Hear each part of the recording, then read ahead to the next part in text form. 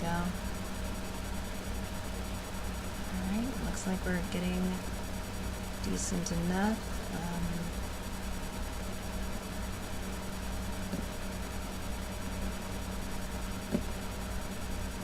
And with that, we are live. Alright, cool. Cool. Alright, so I'm just going to do some SCP readings now because I don't really know what else I can do. I'm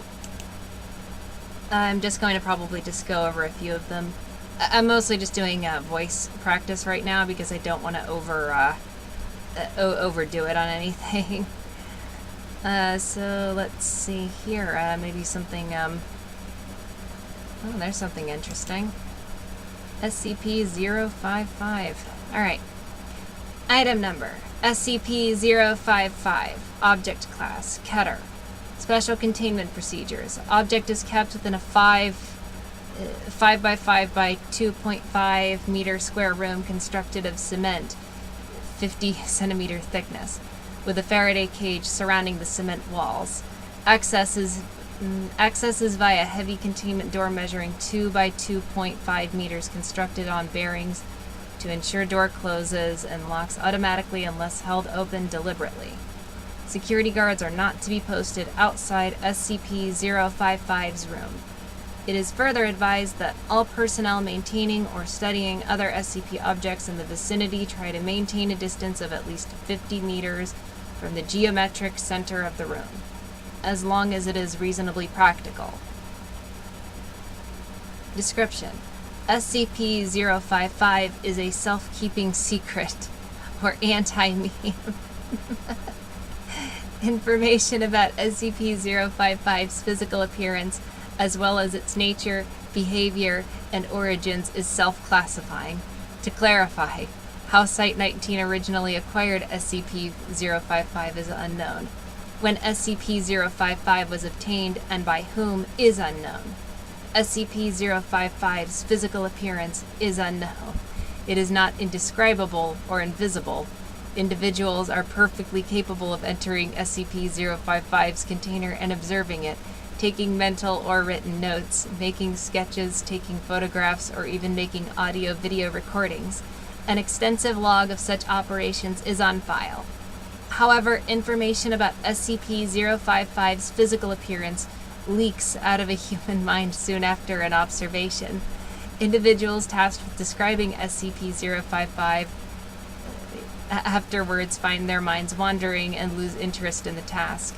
Individuals tasked with sketching a copy of a photograph of SCP-055 are unable to remember what the photograph looks like, as are researchers overseeing these tests. Security personnel who have observed SCP-055 via closed-circuit television cameras emerge after a fellowship's exhausted and effectively amnesia about the events of the previous hours. Who authorized the construction of SCP-055's containment room, why it was constructed in this way, or what the purpose of the described containment procedures may be, are all unknown. Despite SCP-055's container being easily accessible, all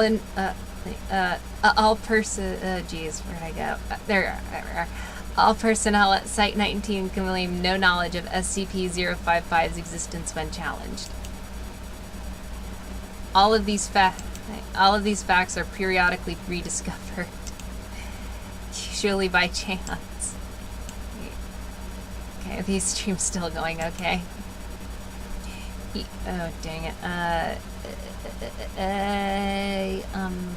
There we are. All these facts are periodically rediscovered, usually by chance readers of this file, causing a great deal of alarm. This state of concern lasts minutes at most before the matter is simply forgotten about. A great deal of scientific data has been recorded from SCP-055, but cannot be studied. At least one attempt has been made to destroy SCP-055, or possibly remove it from containment at Site-19 to another site, meeting failure for reasons unknown. SCP-055 may present a major physical threat and indeed may have killed many hundreds of personnel, and we would not know it. Certainly it presents a gigantic mimetic / mental threat, hence its Keter classification. An analysis of SCP-055. The author puts forward the hypothesis that SCP-055 was never formally acquired by Redacted, and is in fact an autonomous or remotely controlled agent inserted at Site-19 by an unidentified third party for one or all of the following purposes: to silently observe or interfere with activities at Site-19, to silently observe or interfere with activities at other SCP locations, to silently observe or interfere with activities of humanity worldwide, to silently observe or interfere with other SCP objects, to silently observe or interfere with Redacted.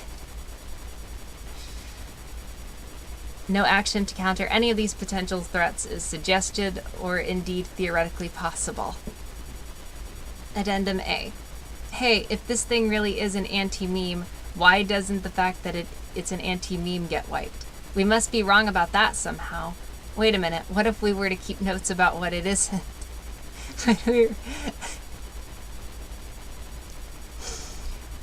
Okay, yeah, give that guy a raise. Okay, survey team number 19, geez, so many numbers. Survey team number 19055. Oh, man. 127-BHexy was successfully able to enter SCP-055's container and ascertain the appearance and to some degree the nature of the object. Notes were taken according to the project methodology, see Redacted, after which the container was sealed again. Excerpts from a transcript. Okay, sorry. Alright, excerpt from a transcript of personal debriefing follows. Dr. Hughes. Okay, I'm going to need to ask you some questions about number 55 now. Number what? SCP Object 55. The object you just examined. I don't know what you're talking about. I don't think we have a 55. Okay then. Redacted. I'd like you to tell me what you've been doing for the past 2 years. What? Subject appears uncomfortable. I don't know. Okay then, do you remember that we all agreed that it wasn't spherical? That what wasn't? Oh right, it isn't round at all. Object 55 isn't round.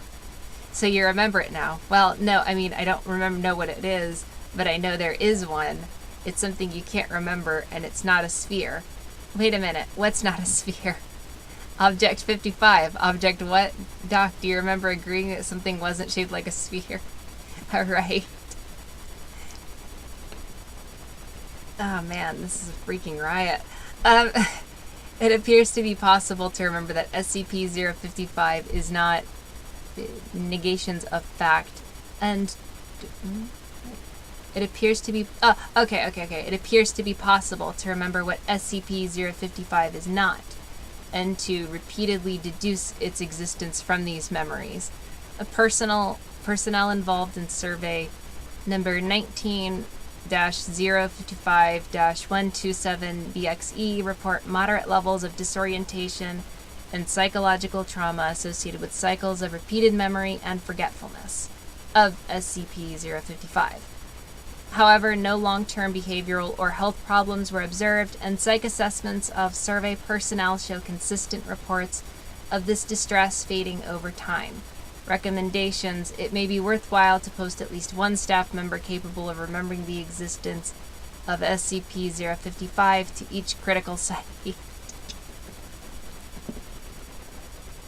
Alright, that was a good one. My only, I'm sorry if I'm laughing a lot. I'm not really making fun of anything. I'm just kind of nervous. Let's see. What else do we have to work with here? Alright, maybe,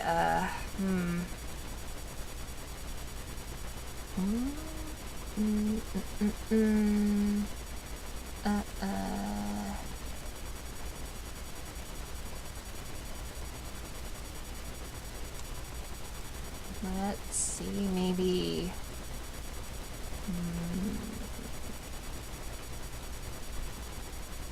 nah, the last one was mimetic.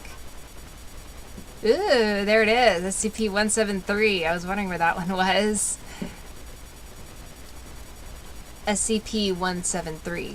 Object Class Euclid. Special Containment Procedures. Item SCP-173 is to be kept in a locked container at all times.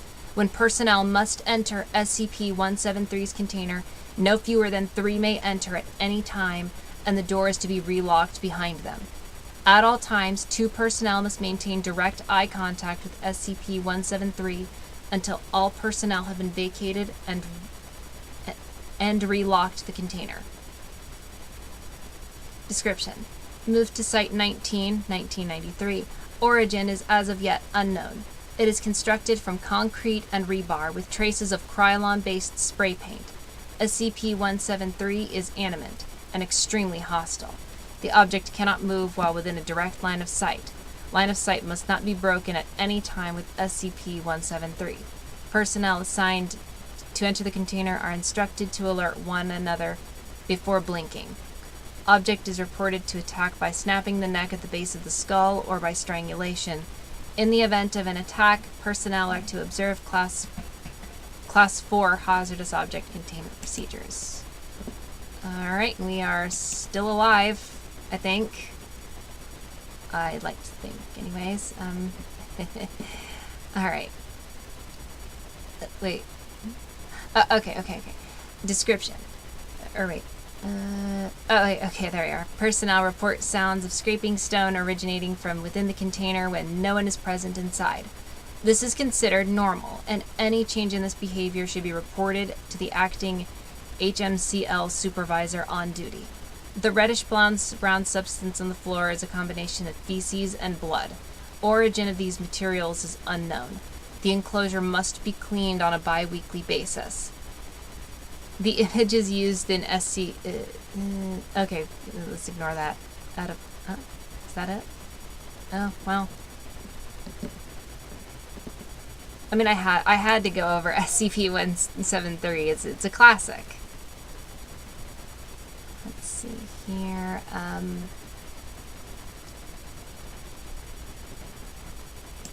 See how we're doing on everything. Yeah, we've got at least setup going. Strong as connection's looking decent enough at any rate.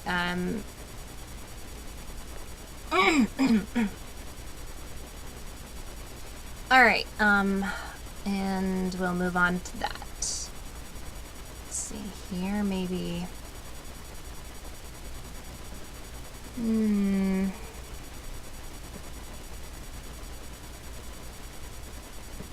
SCP RPG, now I'm curious.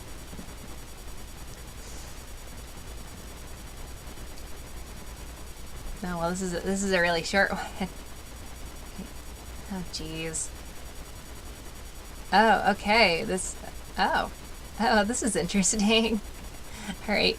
Item number, SCP-245. Object Class Safe.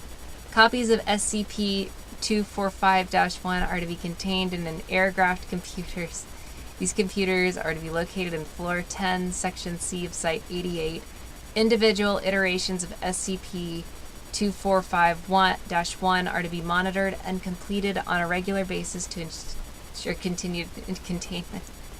Major changes to SCP-245-1's game world are to be reported to SCP-245's project head. Under no circumstances should SCP-245-1's master password be revealed to any entities encountered in SCP-245-1. Oh, well, that's funny. I'm kind of tempted to probably do that. Maybe I'll do that another time. Try playing that on stream. Alright, alright, everything's looking okay, I think. Alright, and moving on. Yeah, I'll give you that one, pal. You really caught my interest. Alright,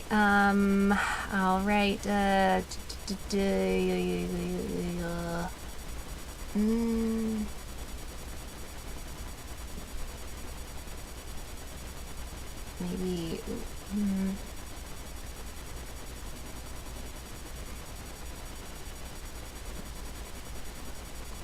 Alright, maybe Chinese peasant. Well, now I'm just curious. I don't really know much about the object classes, if I can be completely honest with you. All I know is safe is good and Keter is really, really bad. SCP-326 is contained at Armed Biocontainment Area 14. SCP-326 is contained at Armed Biocontainment Area 14. Due to SCP-326's severe iatrophobia, personnel who interact with who will be seen by SCP-326 are not to wear lab coats due to SCP-326's post-traumatic stress disorder. Her tendency to undergo panic attacks and the increased danger she poses to personnel during these episodes, SCP-326 is never to be beyond sight of a panic room in which she can flee.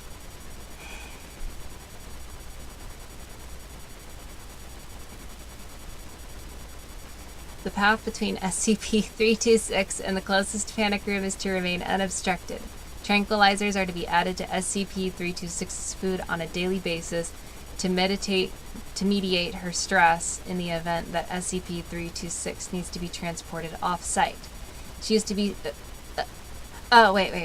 In the event that SCP-326 needs to be transported off-site, she is to be sedated until such time as she can be provided with a new panic room.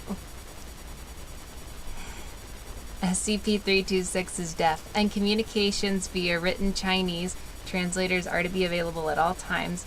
All communications with SCP-326 are to be archived. Description: SCP-326 is a human female, approximately 65 to 70 years old, who's been subjected to significant body modifications by an anomalous technology. When inactive, these modifications are detectable only by the subject's anomalous mass.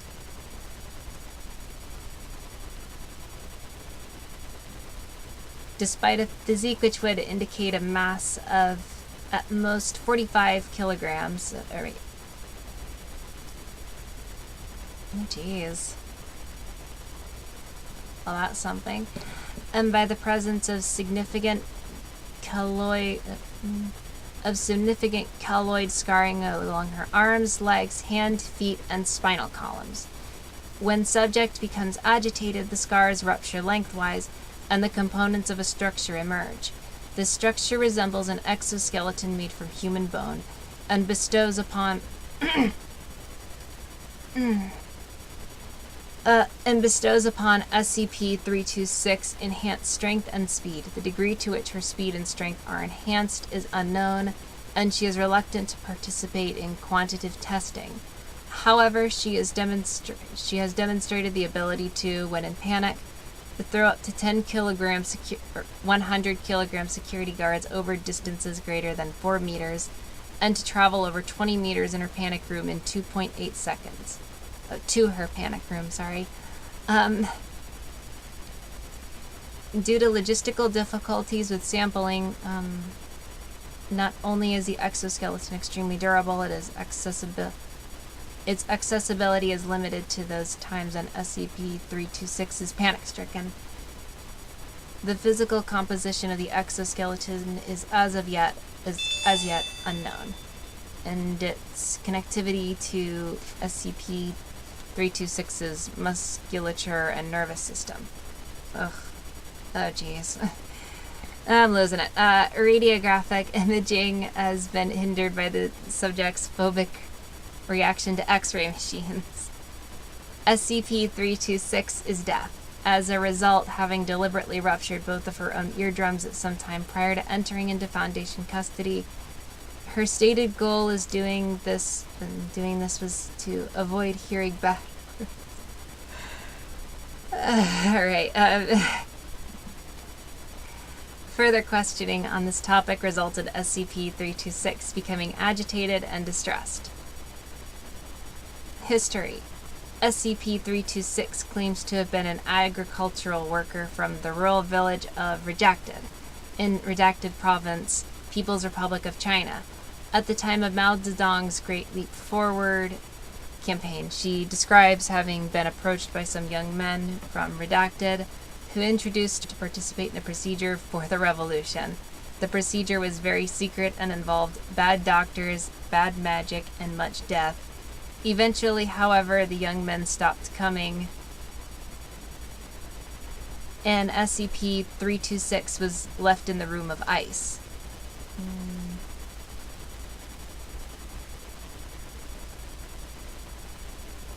In 2000, Redacted, a containment breach of SCP Redacted led to the collapse of Redacted buildings in Chinese city of Redacted. Foundation cleanup crews discovered SCP-326 wandering in the wreckage of Redacted building, identified her as anomalous, and took her into custody. Oh man. Well, I don't really know if I'm very good at doing readings on stream.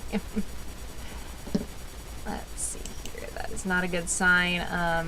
Everything's looking to be decent enough. We're only looking at 17% drop frames. I could do worse. I could do way worse. Alright, moving along. Alright, yeah, moving along. Some water real quick.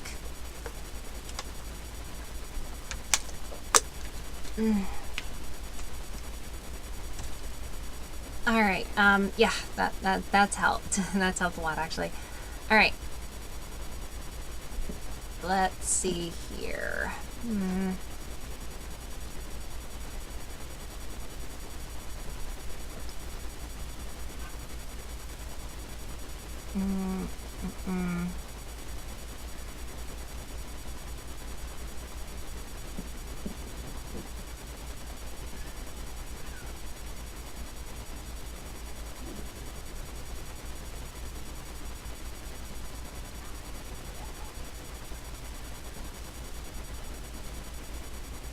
Memory stealing drug? Sounds like vodka to me, but you know, I suppose whatever you're calling it is fine. Alright, 11-minute snooze. Does that mean you don't get enough sleep, or that you can actually wake up? Because I don't really care about the first one, and I'll happily take that second one. SCP-498 is to be contained within a soundproof bunker beneath site Redacted, with a minimum of 2 attending Foundation security officers, properly equipped with noise-canceling headphones in addition to standard issue equipment. The bunker is to be soundproof to noise-cancel a minimum of 95% of outgoing sound waves. The fully automated mechanical arm is to be used to reset SCP-498. Secondary containment procedure in the event of failure. 2 D-class personnel are to be locked inside with an appropriate amount of rations. They are to be informed fully of its effects to the alternative shifts and losing. Yeah, now I'm just falling apart now. Following incident 1498 B, in the event of failure, an on-site Foundation security officer is to be sent to manually reset until such a time. I can't even remember what I was even talking about here. Alright. Description. SCP-498 appears to be a Koei brand RT-800 electric alarm clock with yellow LED display set to the U.S. Central Time Zone. When heard by a subject, the alarm has been seen to induce a state of increased alertness until reset. The effect prevents restful sleep in SCP-498's vicinity. Oh god. Although micro-naps are possible. Other than the snooze button and the display, none of the other functions of this device appear to be operational. Notably, the device continues to display time and require resetting even when not connected to a power source. Attempts to dismantle SCP-498 have not been successful in preventing it from activating, nor have they determined how it operates without an obvious power source. Every 11 minutes, the clock's alarm goes off, gradually increasing in volume. Testing reveals that the starting alarm plays at 30 decibels, increasing 4 decibels. Every 10 seconds, the snooze button is not depressed. There has been no evidence that this process will ever stop. The loudest recorded level exceeded redacted decibels. Okay, wait, let's see. That's, I think... That's either that's either 3 or 4. I can't really tell for sure what it is, though. Before reset was achieved. The sound waves produced have been seen to damage nearby structures, cause internal bleeding, and are theorized to potentially cause seismic activity. Oh no. Containment protocol updated. See incident report 1498B. Due to a malfunction in the automated mechanical arm, secondary containment procedures were activated. 2 Class D personnel were utilized until a replacement arm could be manufactured and deployed. Oh, those poor guys. I feel so bad for them. And I thought my job sucked. D-4112 and D-4113 were in day 3 of their containment procedure, and post-incident psychoanalysis indicates severe sleep deprivation and stress due to prolonged exposure to SCP-498. The 2 D-class were observed conversing during this time, although lip reading proved to be ineffective in determining the nature of the conversation.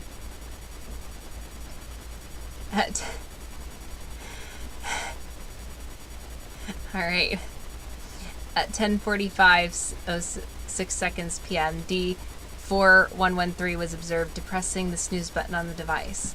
At 10:56:39 p.m., D-4112 begins to become noticeably and increasingly agitated, gesturing towards SCP-498 and D-4113. D-4113 is seen becoming more and more aggressive. D-4112 appears to be attempting to reason with them. D-4112 attempts to reach for the device. D-4113 pushes D-4112 away. At this time, the attending security officers notice the situation via closed-circuit camera. SCP-498 has still not been reset. Attending security officers decide to intervene. D-4112 and D-4113 are seen shouting at one another, with the latter standing over SCP-498. Security Officer Blank Wilson enters the bunker without noise-canceling headphones, a violation of containment protocol. Officer Wilson appears to be arguing with 2 D-class, presumably ordering them to reset the device. D-4112 again attempts to reach SCP-498, at which point he is struck by... Oh no. I guess it doesn't want to be turned off. Officer Wilson draws his baton and engages. D-4113 was convicted of murdering his CO and fellow soldiers cheering at... Oh, jeez. D-4113, man. Don't mess with D-4113. D-4113 wrestles the baton from Officer Wilson, subsequently subduing him. Second Security Officer Redacted Thomas enters at this equipped with headphones at his sidearm. Officer Thomas draws his sidearm and fires twice, missing both sides.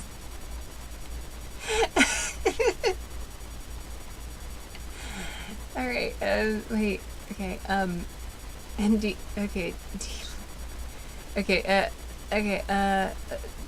Officer, okay, wait, camera footage vibrating due to acoustic stress. Oh man, okay, Officer Thomas manages to put distance between himself and D4113 and fire his sidearm. D4113 is terminated. Officer Thomas stumbles from the bunker, sealing SCP-498 and the occupants inside. Despite ruptured eardrums, he managed to activate the containment breach emergency switch before passing out. Camera fails due to acoustic stress. Due to an unrelated simultaneous breach at site, redacted. Containment teams arrived nearly 25 minutes after the alarm was activated. Upon arriving at the scene, it was discovered that D4112 had at some point crawled himself to SCP-498 and activated the snooze reset. He was found repeatedly depressing the button despite suffering from burst eardrums and internal bleeding. Alright. After action report. New containment protocol initiated. Both security officers, Redacted Wilson and Redacted Thomas, were diagnosed with eardrum rupture, resulting in deafness. Officer Wilson treated for severe bleeding, both reassigned. D4112 was treated for severe internal bleeding, commended for preventing a potentially catastrophic containment breach, and successfully terminated at the end of the month. Okay, this one's got me. This one's kind of got me here. All right. How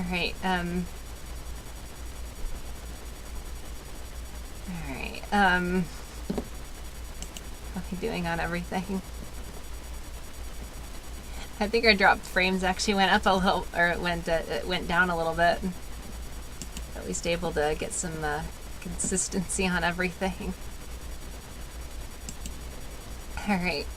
I think I've been at this long enough, so I'm just going to go for one more for the road.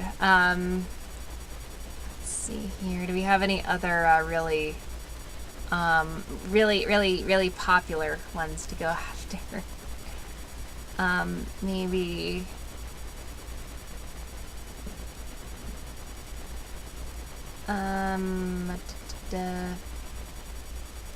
Viral cat. Why not? All right. All right. SCP-637, Object Class, Safe. When inactive, SCP-637 is contained entirely within the consciousness of, SCP-637-2. SCP-637-2 is to be held at Site-17 in a low-security room. Anything it requests is to be given, as long as it does not violate standard procedure. However, any requests for pencils, pens, sketch pads, or any marking implement are to be denied and reported to Dr. Redacted. The issue has been raised that if SCP-637-2 wanted marking devices, it could use a fluid such as blood or urine, but the subject has not displayed a marked interest in drawing. It is agreed, however, that it is wise not to tempt fate. Subject is to be fed 3 times per day whenever it requests food. Description: SCP-637-2 is an elderly Caucasian woman of approximately 65 years old, who calls herself Margie. Margie has been described by staff as polite and old lady-ish, if a little confused. She spends much of her time in a semi-catatonic state with occasional lapses of lucidity. SCP-637-2 is the host of SCP-637, a psychic organism which... a psychic organism which subsists entirely in SCP-637. Is that word used correctly? Subsists? Isn't that when you live off of something, not necessarily in it? I don't know. 637, SCP-637 is described by its host as a little black cat, skinny fellow, real easygoing. Although the creature normally resides in a blank space in the subject mind, it is capable of residing for several minutes as a drawn item on paper, wood, or other substance. If any sapient organism not previously carrying SCP-637 sees the reproduction, the image will vanish, and SCP-637 will take up residence in the new subject's mind. Based on information gathered from SCP-637-2 and D67308, see document 637-A, the organism behaves exactly as a normal cat, and its host is always capable of describing what it is currently doing and where it is within their head. SCP-637-2 shows affection for the theoretical creature. SCP-637-2 does not recall where she saw SCP-637 originally, so it is assumed to have been living in her mind for some time. Dr. Redacted believes the creature could be useful, including the possibility of mass-producing the cat and adapting it for use in psychic warfare as a means of crippling the subject, and plans to continue testing on other subjects. If no uses are found for SCP-637, then it is believed that it will die when its host does. Until further experimentation is warranted, it is recommended that we prevent SCP-637-2 from releasing SCP-637 onto paper in order to maintain the good mental condition of our agents. Alright, document 637-A. Test subject D67308 was exposed to an image of the organism drawn by SCP-637-2. Subject gained a disheveled appearance and made several comments like, "Nothing works, it isn't working. Want the cat out, nice kitty." When the subject was informed that it would be placed in quarantine for 24 hours, it reacted violently and swore at the guards for several minutes before lapsing into a semi-catatonic state. The subject's behavior was deemed non-harmful, and the subject was moved to a low-security dormitory on the site. After 12 hours, the subject unexpectedly self-terminated using the broken edge of a ceramic dish. Hey, you see, that term existed before everybody had to start using it. And the subject was observed to make several loud remarks such as, "Get the cat out, I want the cat out, leave me alone," and commenting that the organism was a brain-sucking parasite before death. It is worth noting that at approximately the same time as D67308's termination, SCP-637-2, who had been sleeping at the time, sat straight up and exclaimed, "Kitty's back!" Alright, okay, I think that's kind of the end of that. I guess thanks for watching this kind of impromptu sort of thing. Let's see here. Thank you all, anybody who has decided to show up and anybody who has decided to sit down and watch this. I am very appreciative regardless. I guess stay tuned.